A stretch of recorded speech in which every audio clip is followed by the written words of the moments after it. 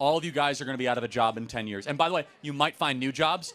AI is moving way faster than you realize. The applications are way deeper.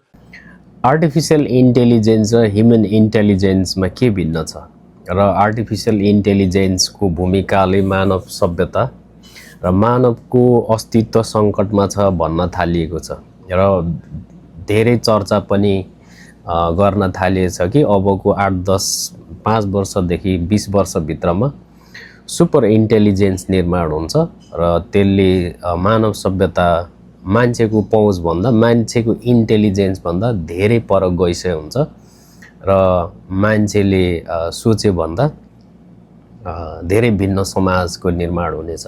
सायद मानव सभ्यताको अन्त्य हुनेछ।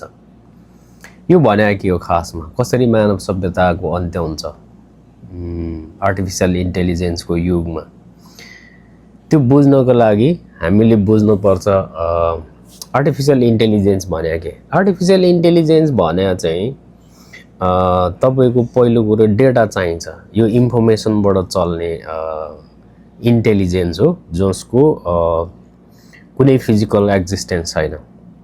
उदाहरणको लागि च्याटजिपिटी एलेक्सा जस्तो मान्छेको कपी गर्न सक्छ, मान्छे जस्तो नाच्न सक्छ, मान्छेको जस्तै स्वरूप बन्न सक्छ, मान्छे जस्तै गीत गाउन सक्छ र मान्छेलाई कुनै पनि खालको समस्या पर्यो भने उसले सल्युसन्सहरू दिन सक्छ।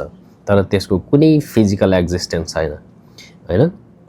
अहिलेसम्मको आर्टिफिशियल इन्टेलिजेन्स चाहिँ मान्छेको कन्ट्रोल भित्र छ। जस्तो मलाई कुनै पनि गीत गाउन पर्यो भने मलाई यस्तो गर्दै भने आर्टिफिशियल इन्टेलिजेन्सले मेरो अनुसार उसले बनाइदिन्छ हैन। त्यो चाहिँ मान्छेकै कन्ट्रोलमा छ।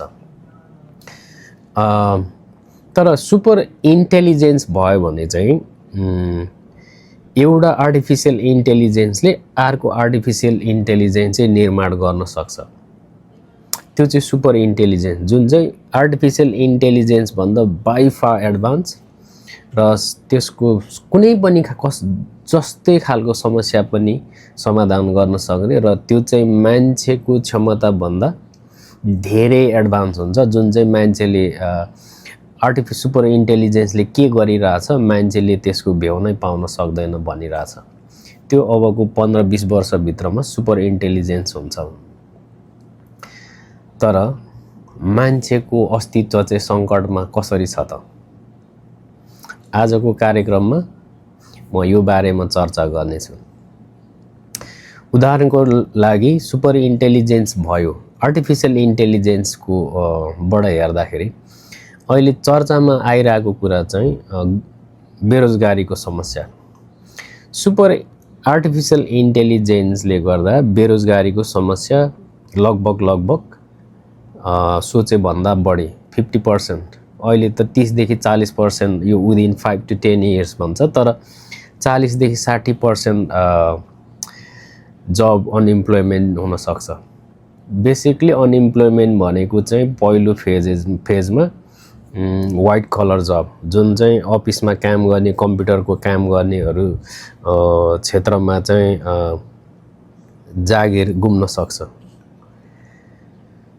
त्यो भने चाहिँ अब मान्छेको भूमिका काम गर्ने क्षेत्रमा रहेन भनेपछि अब मान्छेको क्षमता मान्छेको उपयोगिता भएन भने हो नि त हैन। अब त्यो चाहिँ मान्छेले जति काम गर्न सक्छ त्यो भन्दा 100 गुणा बेटर राम्रो रोबोटहरुले र एआईले काम गर्ने भएपछि अब मान्छे चाहिँदैन। यो भने चाहिँ अब तपाईं हामी अब नयाँ जेनेरेसन्सहरु युनिभर्सिटी गएर पढ्नु परेन भने चाहिँ के हो भने अब युनिभर्सिटीमा पढ्नु परेन भनेपछि अब तपाई जति पढ्नुहुन्छ त्यो पढेपछि तपाईले काम पाउनुहुन्न भनेपछि किन पढ्नु पर्यो त? को जान्छ त युनिभर्सिटी पढ्न हैन?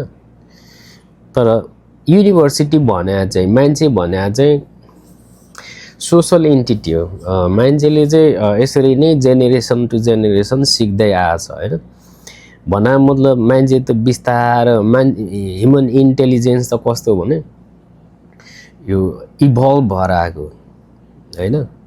स्टोरीजहरु सुन्दै यसरी एडभान्स हुँदै पहिला जति सुनेको छ त्यसलाई सत्य मानेर फेरि त्यसलाई रिफाइन गरेर रिसर्च गरेर फेरि एडभान्स हुँदै होइन रहेछ यो भन्दा यो चाहिँ सत्य रहेछ भनेर यसरी हन्टिङ ग्यादरिङदेखि एग्रिकल्चर हुँदै हैन अहिले चाहिँ तपाईको क्यापिटलिजममा आएपछि यो तपाईको मान्छेको नियम कानुन अधिकार यसरी मान्छेले बिस्तारै बिस्तारै सिक्दै सिक्दै सिक्दै अहिलेसम्म यसरी यहाँसम्म आइपुगेको यो चाहिँ एकदम ह्युमन इन्टेलिजेन्सको प्रोसेस चाहिँ।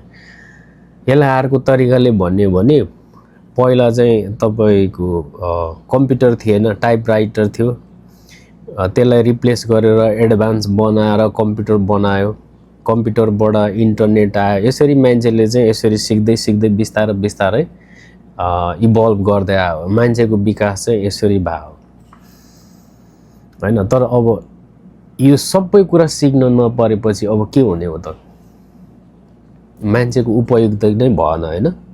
अब सबै कामहरू रोबोटले गर्ने भयो, एआईले गर्ने भयो भनेपछि नयाँ पुस्ताहरूले केही पनि नसिक्ने भयो।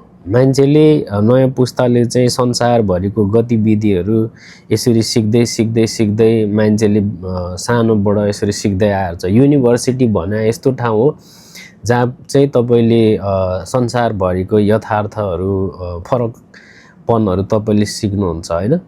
त्यो जागिरको लागि मात्र हैन, तर प्राइमेरीली तपाई युनिभर्सिटी जान छाडेपछि तपाई अब युथहरू अब पढेर व्हाइट कलर जब अथवा अफिसमा काम गर्छु भन्ने लगभग अन्त्य हुने जस्तो देखिरहेछ।